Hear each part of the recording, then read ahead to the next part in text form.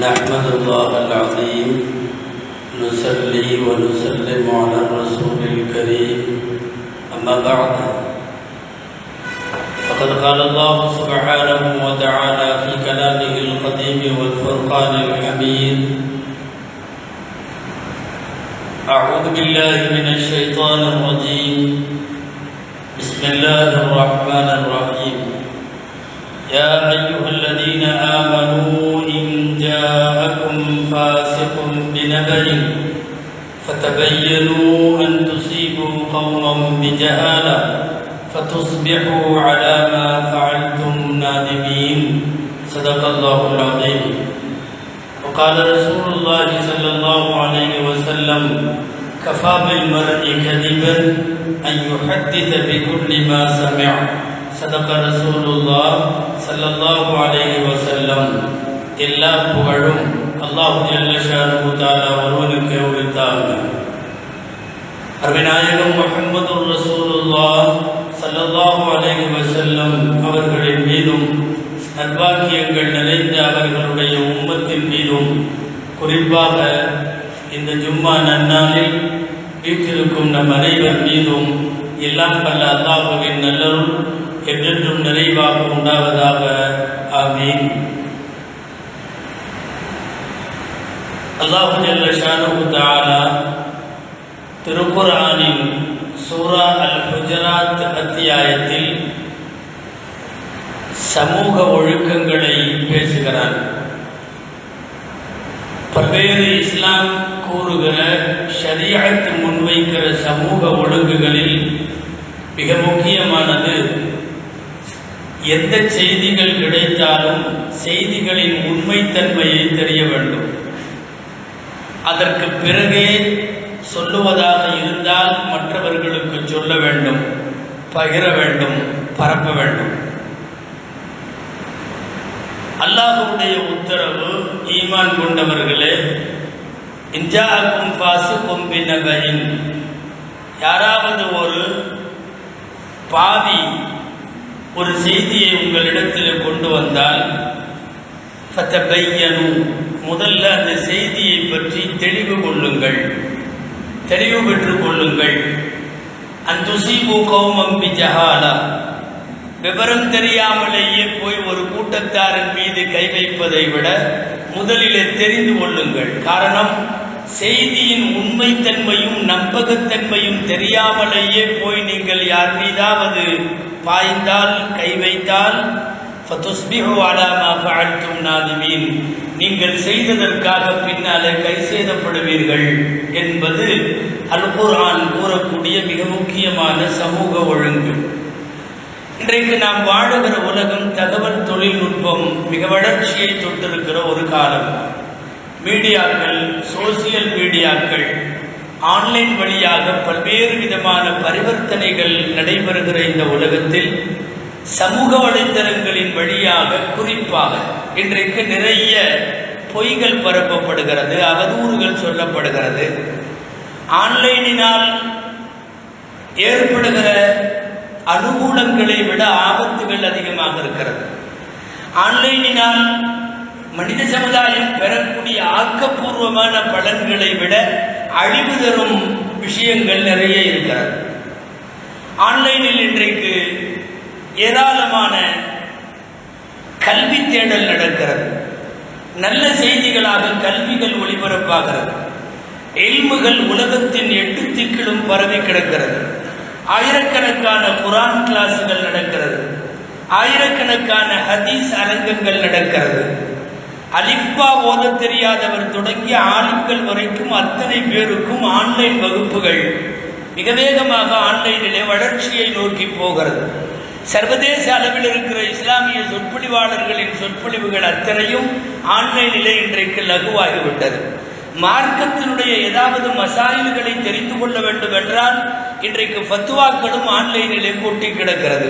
இப்படி பலன் தரும் விஷயங்கள் சிலவற்றை நம்மாலே விரல் விட்டு சொல்ல முடியும் என்றாலும் ஆன்லைன் மூலமாக, குறிப்பாக வலைத்தளங்கள், சமூக வலைத்தளங்கள் மூலமாக, ஃபேஸ்புக், வாட்ஸ்அப், ட்விட்டர் போன்றவைகளின் வழியாக இன்றைக்கு பரப்பப்படுகிற, பகிரப்படுகிற ஃபித்னா ஃபசாதுகள் அதிகம்.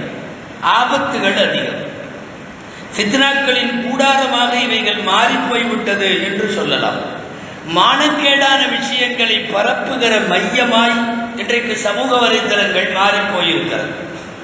குர்ஆனில் அல்லாஹ் சூரத்து நூரில் ஒழுக்கங்களை பற்றி பேசுகிற ஒரு இடத்தில் அல்லாஹ் சொல்லுவான், இன்னல்லதீன யுஹிப்பூன அன் தஷீஅல் ஃபாஹிஷத்து பில்லதீன ஆமனூ, அருவருப்பானதை அசிங்கமானதை மக்களிடத்திலே அதை பரப்ப வேண்டும் என்று எண்ணுவோர் லஹும் அதாபுன் அலீமுன் துன்யா வல் ஆகிரா, அவர்களுக்கு இம்மையிலும் மறுமையிலும் மிகப்பெரிய துன்புறுத்தக்கூடிய வேதனை உண்டு என்று குர்ஆன் சொல்லுகிறது.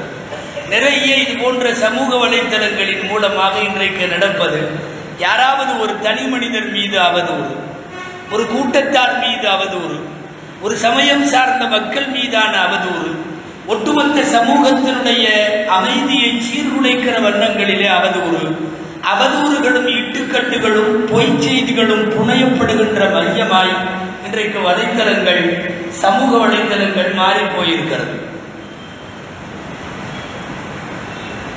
ஏதாவது ஒரு முஸ்லிம் பெண்ணை குறித்து ஒருவன் அவதூறை சொல்லிவிட்டதற்கு பின்னால் 4 சாட்சிகள் இல்லாமல் அவன் பேசியிருந்தால் அவனை கட்டி வைத்து கசையடி கொடுங்கள் என்பது அல் குர்ஆனுடைய உத்தரவு. ஃபஜ்லிதூஹும் 80 ஜல்தா இன்னல்லதீன யர்மூனல் முஹ்ஸனாத்தி ثم لم يأتوا بأربعة شهداء. அவதூறை பரப்பி விடுகிறான், 4 சாட்சிகள் கையிலே இல்லை, அவனை 80 கசையடி கட்டி வைத்து அடியுங்கள் என்கிறது அல் குர்ஆன். அவதூறு செய்திகள் எதுவாக இருந்தால், ஒருவருடைய மான பிரச்சனையோ, அவருடைய பொருளாதாரம் சார்ந்தோ, குடும்பம் சார்ந்தோ, அவர்களுடைய நடவடிக்கைகள் சார்ந்தோ எந்த அவதூறுகளையும் பரப்ப முடியாது, பரப்பக்கூடாது. காலமெல்லாம் அவதூறு செய்திகளை பரப்பியவர்கள் அவர்களை குறித்த சுடு சொற்களை குர்ஆனின் வழிநெடுகிலும் நாம் பார்க்கிறோம். மரியம் அலைஹிஸ்ஸலாமை தவறான பெண் என்று சொன்னவர்களை பற்றிய குர்ஆனின் வாக்கியங்கள் நிறைய உண்டு. நபிமார்களை பார்த்து பைத்தியக்காரர்கள் என்றும் சூனியக்காரர்கள் என்றும் பேசிய வார்த்தைகள் வழிநெடுகிலும் குர்ஆனிலே உண்டு. உச்சகட்டமாக நபிகள் ஸல்லல்லாஹு அலைஹி வஸல்லமின் மீது அவர் பைத்தியக்காரர், அவர் சூனியக்காரர் என்றெல்லாம் உள்ள வார்த்தைகளை எல்லாம் தாண்டி குடும்ப அளவிலும் அவதூறு பரப்பினார்கள். உலகத்தினுடைய பத்தினி திலகங்களின் தலைமையகமாக இருக்கிற ஆயிஷா ரலியல்லாஹு அன்ஹா அவர்களை குறித்து அவதூறு பரப்பி 1 மாத காலம் மதீனா அல்லோல கல்லோலப்பட்டது. அவர்கள் தவறானவரோ என்கிற சிந்தனையை மக்களுக்கு மனங்களிலே போய் சேர வேண்டும் என்பதற்காக முடிவெடுத்து செய்த அந்த அவதூறு மிகப்பெரிய கொந்தளிப்பை உண்டாக்கியதை பார்க்கிறோம். 1 மாதத்திற்கு பின்னாலே திருக்குர்ஆனுடைய வசனம், கற்பொழுக்கத்தின் ஆகச் சிறந்த பெண் ஆயிஷா என்று வான்மறை அவர்களுக்கு சான்றிதழ் வழங்கக்கூடிய சூழ்நிலைக்கு பின்னால் அது சரியானது என்பதை பார்க்கிறோம். மிகவும் மலிவான பரப்பப்படுகிற பொய்கள், விபச்சாரங்கள்ல ஒன்று என்னன்னா, உயிரோடு இருப்பவரை இறந்தவராக சொல்லுவது. இன்டர்நெட்ல நபிகள் ஸல்லல்லாஹு அலைஹி வஸல்லம் காலத்தில் இருந்து உஹது போர்க்களத்தில் ரசூலுல்லாஹ் மௌத்தாகி விட்டார்கள் என்கிற செய்தி காட்டு தீயாய் பரவியது. பொதுவாக உண்மையை விட வேகமாக போகும் வதந்திகள். அது அடிப்படையில் நபி ஸல்லல்லாஹு அலைஹி வஸல்லம் வஃபாத்தாகி விட்டார்கள் என்கிற செய்தி பரவி அது மிகப்பெரிய எதிர்விளைவுகளை, தாக்கங்களை, ஒட்டுமொத்த முஸ்லிம் சமுதாயத்திற்கான பின்னடைவை ஏற்படுத்தியதை நாம் பார்க்கிறோம். இவைகளெல்லாம் மார்க்க ரீதியாக ஆராயாமல் ஒரு செய்திகளை சொல்லக்கூடாது, பகிரக்கூடாது, பரப்பக்கூடாது, பேசக்கூடாது. முடிந்தால் அப்படிப்பட்டவர்களிடமிருந்து கேட்கவும் கூடாது. ஹுதைபியா உடன்படிக்கை நடந்த போது பேச்சுவார்த்தை நடத்த போன உஸ்மான் ரலியல்லாஹு அன்ஹு மௌத்தாகி விட்டார்கள் என்கிற ஒரு செய்தியை பூரா வதந்தி. எல்லா காலத்திலேயும் வதந்தியை பரப்ப ஒரு குழு இருந்து கொண்டே இருக்கும். அது இந்த வலைத்தளங்களின் வருகைக்கு பிறகு ரொம்ப அதிகமாக இருக்கிறது. இன்றைக்கு 80 வயதை தாண்டிய பெரியவர் உஸ்மான் ரலியல்லாஹு அன்ஹுவை இவர்கள் குர்ஆன் ஓதுகிற போது கொடுவாளால் கொடியவர்கள் கொண்டார்களே, அதற்கு பின்னால் என்ன வரலாறு என்று நினைக்கிறீர்கள்? ஒரே ஒரு பொய் செய்தி தான். அந்த பொய் செய்தி, உஸ்மான் சரியானவர் அல்ல, உஸ்மான் நீதமாக நடப்பவர் அல்ல, பல்வேறு காரணங்களை புனைந்து அதை இட்டு கட்டி மக்களிடத்தில் அதை பரப்பி அந்த செய்தியை நம்பிய ஒரு குழுதான் உஸ்மான் ரலியல்லாஹு அன்ஹுவை கொலை செய்தது. இப்படி துவக்க காலத்திலே இருந்து பல்வேறு பின்னடைவுகளுக்கும் காரணம் என்னவென்றால் இல்லாத பொல்லாத செய்திகளை பேசுவது. சில நேரம் ஏதாவது ஒரு செய்தியை போட்டு பேசி ஆராயாமல் சொல்லுகிற போது அது மிகப்பெரிய எதிர்விளைவுகளை ஏற்படுத்திவிடும். புகாரி ஷரீஃபில் வரக்கூடிய ஒரு ஹதீஸ், ஒரு சின்ன விளக்கம். அது வதந்திகள் எவ்வளவு தூரம் பெரிய வேலையை செய்தது என்பதற்கான செய்தி. அது நபிகள் நாயகம் ஸல்லல்லாஹு அலைஹி வஸல்லம் அவர்கள் சூரத்துன் நஜ்ம் சூராவை ஓதினார்கள். அந்நஜ்ம் சூரா கஅபத்துல்லாஹ்விலே வைத்து ஓதினார்கள் ஸல்லல்லாஹு அலைஹி வஸல்லம். ஹஜ்ரத் அப்துல்லாஹ் இப்னு மஸ்ஊத் ரலியல்லாஹு அன்ஹு சொல்லுகிறார்கள், பப்ளிக்ல முதல்ல ஓதப்பட்ட சூரா அந்நஜ்ம் சூரா. அதுக்கு முன்னாடி எல்லாம் மறைச்சு தான் ஓதுனாங்க. பப்ளிக்ல ஸல்லல்லாஹு அலைஹி வஸல்லம் ஓதுகிறார்கள். அந்நஜ்ம் சூரா வாசித்தவர்களுக்கு தெரியும், மிகப்பெரிய அழகான வசனங்களை உள்ளடக்கிய சூரா. அதனுடைய கடைசி போக போக திருக்குர்ஆனுடைய வேறு எங்கும் இல்லாத அளவுக்கு உச்சகட்டமாக இலக்கியம் இழையோடும் வசனங்கள் அங்கே இருக்கும். ஓதிக்கொண்டே போக ஸல்லல்லாஹு அலைஹி வஸல்லம் அந்த சூராவுடைய கடைசியில சஜிதா வரும். சஜிதா வந்த உடனே சஜிதா செஞ்சிருவாங்க.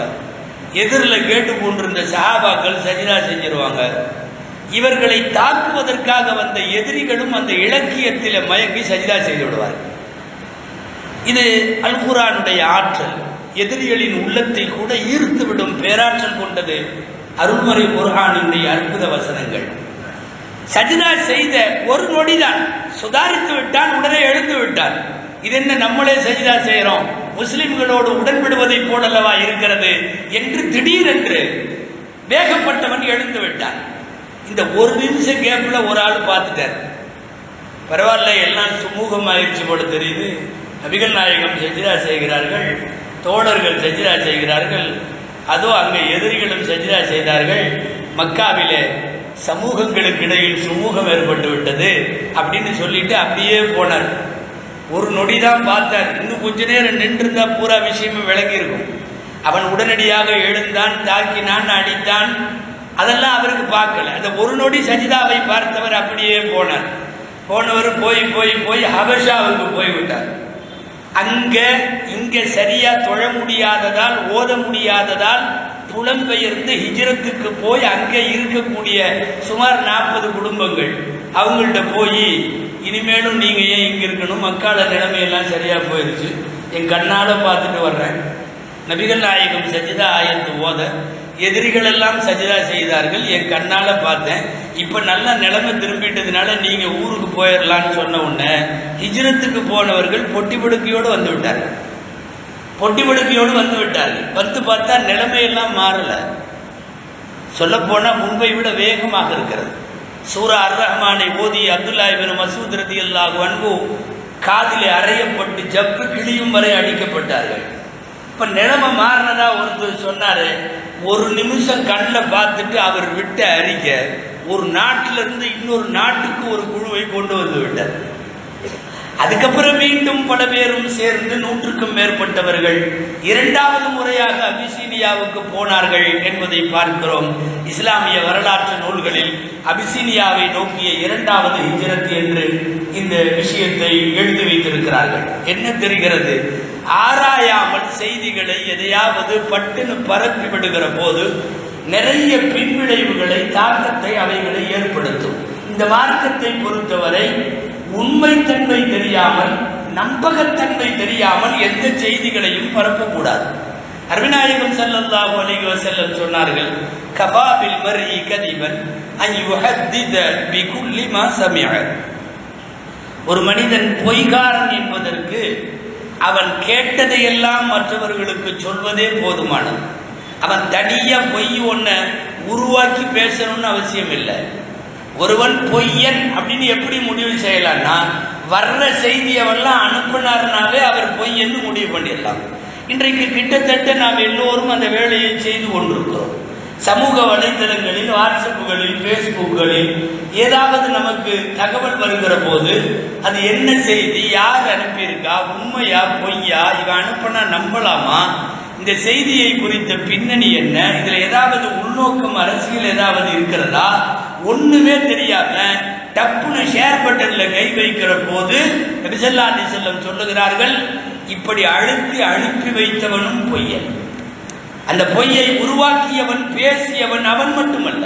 இன்னைக்கு அந்த மாதிரி எத்தனை பொய்கள், அதுவும் கூசுகிற கண் கூசுகிற காட்சிகளை எல்லாம் கூட எல்லாருக்கும் அனுப்பி வைப்பதை பழக்கமாக கொள்ளுவது எந்த வகையான நோய் என்று தெரியவில்லை. முதல்ல மாதிரி இல்லை.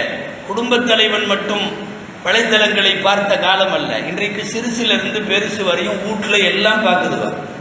எல்லாருமே ஃபேஸ்புக் பார்க்கிறார்கள், எல்லாருமே வாட்ஸ்அப் பார்க்கிறார்கள். 5வது படிக்கிற குழந்தை நம்மை விட அதிகமாக பார்க்கிறது. அப்படியானால் இவர்களெல்லாம் பார்க்கும் தரத்தில் தான் நம்முடைய இருப்பில இருக்கிற செய்திகள் அப்படி இருக்கிறதா என்று யோசிக்க வேண்டும். நமக்கு வர்ற தகவல்களும், பகிரப்படுகிற தகவல்களும், பரப்பப்படுகிற செய்திகளும் ஒரு குடும்பத்தில் இருக்கிற எல்லாரும் எடுத்து பார்க்கிற வண்ணம் இருக்கிறதா? சில பேர் என்ன நோக்கம்னே தெரியாது, அனுப்பி கொண்டே இருப்பார்கள். நன்றாக முஸ்லிம் சமுதாயம் ஒன்றை புரிய வேண்டும். இஸ்லாத்திற்கு எதிராகவும் பார்த்தாலே கண்கள் கூசுகிற அளவுக்கு காட்சிகளும், இஸ்லாத்திற்கே அவப்பெயரை ஏற்படுத்துகின்ற அளவுக்கு சில செய்திகளும், இதையெல்லாம் பரப்புறது முஸ்லிம்கள் மாத்திரம் அல்ல. மக்கா மதினா படத்தோடு இன்றைக்கு சங்கிகள் அந்த வேலையை செய்கிறார்கள். தெளிவா மக்கா மதினா படம் போட்டிருக்கு. நம்ம நினைப்போம் யாரோ ஒரு நல்ல தீண்டாரி அனுப்பிச்சிருக்காருங்க. இல்லை, இது ஒரு பிளானிங் டீம். இது திட்டமிடப்பட்ட ஒரு குழு. இது அந்த குழு அவர்களுடைய ப்ரொஃபைல்லையோ அவர்களுடைய டிபிலையோ நீங்க போய் பார்த்தா மக்கா மதினா இருக்கும், இஸ்லாமிய சமுதாயத்தின் அடையாளம் இருக்கும். கீழே விஷத்தை கக்குவதற்காக வேண்டி வேலை செய்யக்கூடிய குழுவின் உறுப்பினர்கள். அவன் எதையாவது தட்டி விட்டா உடனே இவர்கள் அதை பார்த்தீர்களா அப்படின்னு சொல்லி பரப்பி விடுவது. ஒரு செய்தியினுடைய உண்மைத்தன்மை நன்கு விசாரிக்கப்பட்டு தெரியாமல் அதை பரப்புவது எந்த அடிப்படையிலான நியாயம்? எங்கேயோ ஒரு நிக்கா, யாரோ புர்கா போட்ட 4 முஸ்லிம் பொம்பளைகள் டான்ஸ் ஆடுவாடலாம்.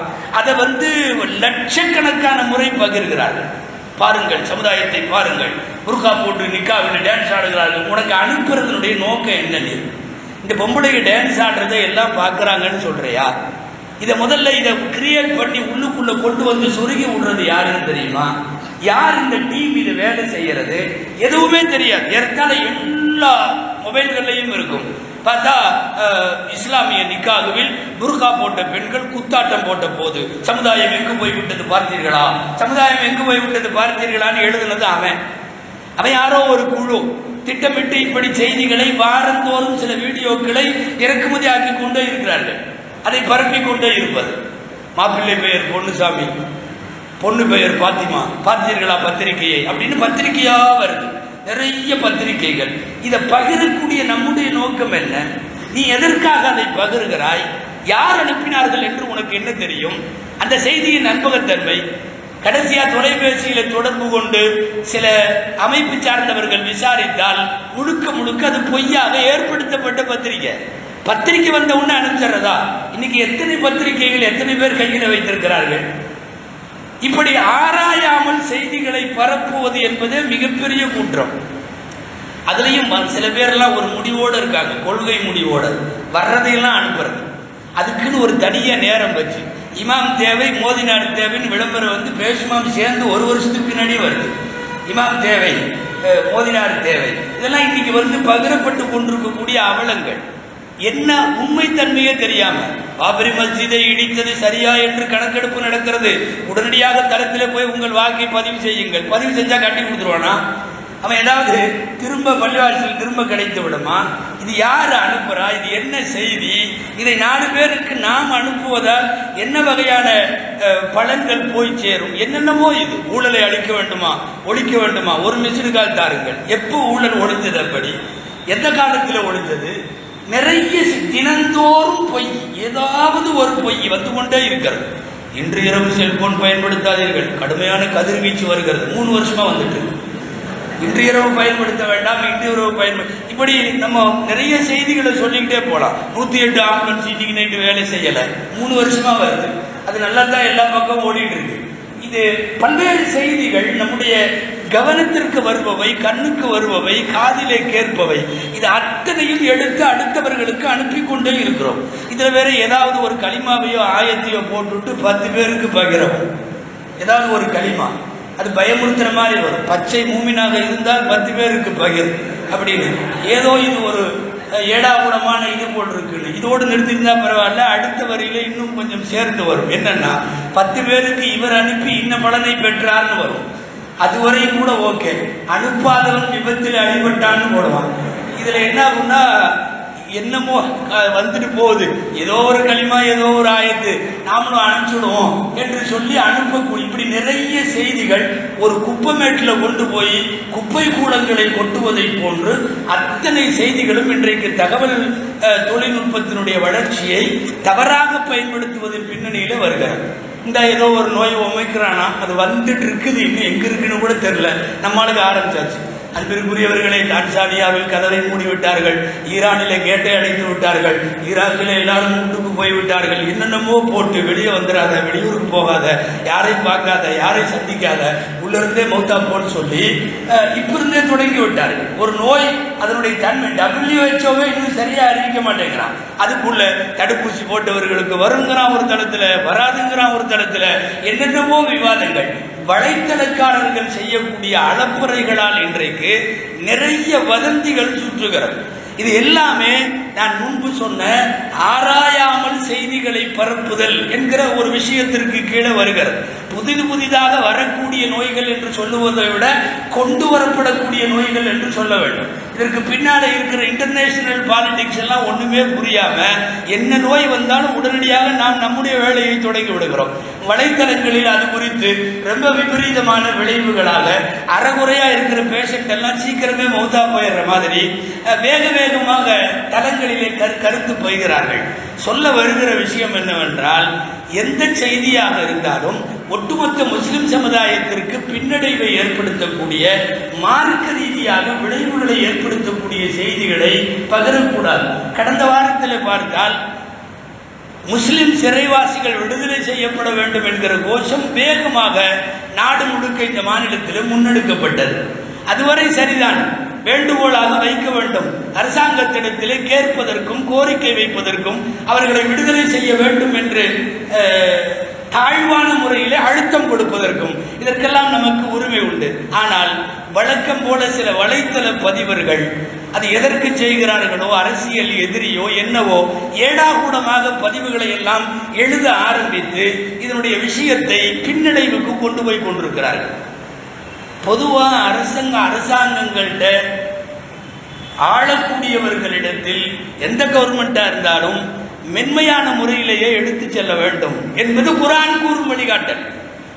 ஃபிரௌன்ட போற மூசாவுக்கு அல்லாஹ் சொல்லுகிறான், கூலா லஹு கௌலன் லய்யினா, போய் ஃபிரௌன்ட மென்மையா பேசுங்க. ஃபிரௌன் என்ன மென்மையாக பேச வேண்டிய ஆளா? அவன் தன்னை இறைவன் என்று சொல்லிக் கொண்டு நாட்டிலே அக்கிரமம் செய்பவன், லட்சக்கணக்கான பனு இஸ்ரவேலர்களை கொத்தடிமைகளாக நடத்துகிற ஒரு கொடுங்கோலன். அல்லாஹ் சொல்லுகிறான், கவர்மெண்ட் அவரிடத்தில் இருக்கிறது, ஆட்சி அவரிடத்தில் இருக்கிறது. கூலா லஹு கௌலன் லய்யினா, போய் மிருதுவாக பேசுங்கள். மூசாவுக்கும் ஹாரூனுக்கும் கட்டளை. சூரா தாஹாவிலே இந்த வார்த்தை இடம்பெறுகிறது, மென்மையாக போய் பேசுங்கள். அல்லாஹ் அதுக்கு 2 பலன் சொல்றான். லஅல்லஹு யததக்கரு அவ் யக்ஷா, ஒன்று அந்த ஃபிரௌன் திருந்தக்கூடும், அல்லது இவர்களை பயப்படக்கூடும். அவன் உள்ளத்திலே பயப்படலாம். நீங்க போய் மென்மையாக எடுத்து சொல்லுங்கள். வலைத்தள பதிவர்கள் சிறைவாசிகள் பிரச்சனையை ஒரு சில பேர் அவர்கள் பேனாவை தூக்கிவிட்டால் அல்லது அவர்கள் தட்டச்சிலை கை வைத்து விட்டால் அவர்கள் எழுதுவதெல்லாம் எழுத்து, என்னென்னவோ வார்த்தைகளை, துரோகிகளை நம்பக்கூடாது என்று சொல்லி ஒரு மிகப்பெரிய கட்டுரைகளை, இதுவெல்லாம் அயோக்கியத்தனம் அப்படிங்கிற மாதிரி ஒரு மிகப்பெரிய கட்டுரையை நல்லா தெரிஞ்சுக்கணும். இது போன்ற தரமில்லாத வார்த்தைகள் எழுதப்படுகிற பதிவுகளின் மூலமாக நாம் கையாண்டு கொண்டிருக்கக்கூடிய பிரச்சனை பின்னடைவுக்கு போகுமே தவிர இது போன்ற கெட்ட வார்த்தைகளை பிரயோகிப்பதால் ஆக்கப்பூர்வமான சாதனைகள் எதையும் நம்மாலே செய்துவிட முடியாது. ஒரு பக்கம் பொறுப்பில உள்ளவர்கள், தலைவர்கள் சில பேர் எல்லாம் அனுகூலமான ஒரு முயற்சியை அனுசரணையோடு நடத்தி கொண்டிருக்கிற ஒரு பக்கம் இருக்க, இவர்கள் அரசியல் வஞ்சத்தாலோ என்னவோ தெரியவில்லை, தரமில்லாத வார்த்தைகளை எழுதி இது நடக்கக்கூடாது என்று நினைக்கிற ஒரு கூட்டமும் இருக்கிறது என்பதை நாம் இந்த நேரத்தில் எண்ணி பார்க்க வேண்டும். வாழுகிற இடத்தில் உள்ள நல்ல கெட்ட சூழ்நிலைகள் எல்லாவற்றையும் யோசிக்க வேண்டும். குறிப்பாக வடமாநிலங்களிலே இருப்பது போல் முஸ்லிம்கள் உயிர் பயத்தில், வாழ்வு பயத்தில் இருக்கும் சூழ்நிலை நாம் வாழுகிற நாட்டிலே இல்லை. அப்படிப்பட்ட ஒரு சூழ்நிலையில் சில கோரிக்கைகளுக்காக குரல் கொடுக்க வேண்டும். அது நியாயமான, கண்ணியமான வார்த்தைகளை கொண்டு இருக்க வேண்டும். அதே சமயத்தில் இங்கே இன்னொரு செய்தியும் அழுத்தமாய் அரசின் கவனத்திற்கு நாம் கொண்டு போக வேண்டும். என்னவென்றால், எழுதக்கூடியவர்கள் சிறைவாசிகளை விடுதலை செய்யாத காரணத்தால் நீங்கள் இப்படி என்று தடித்த வார்த்தைகளை பயன்படுத்தி எழுதக்கூடிய பதிவர்கள் எல்லாரும் முஸ்லிம்கள் அல்ல. நான் முதலில் சொன்னது போல் மக்கா மதினா படங்களோடு, முஸ்லிம் அடையாளத்தோடு, அப்துல் காதர் போன்ற பெயர்களை வைத்துக்கொண்டு அல்லது முகம்மதுவிலே தொடங்குகிற பெயர்களை வைத்துக்கொண்டு சில பேர் அரசாங்கத்தை வேகமாக கண்டபடி எழுதுகிறான். அதுவெல்லாம் முஸ்லிம் சமுதாயம் எழுதக்கூடிய செய்தி அல்ல என்பதையும் அவர்களின் கவனத்திற்கு கொண்டு போக நாம் கடமைப்பட்டிருக்கிறோம்.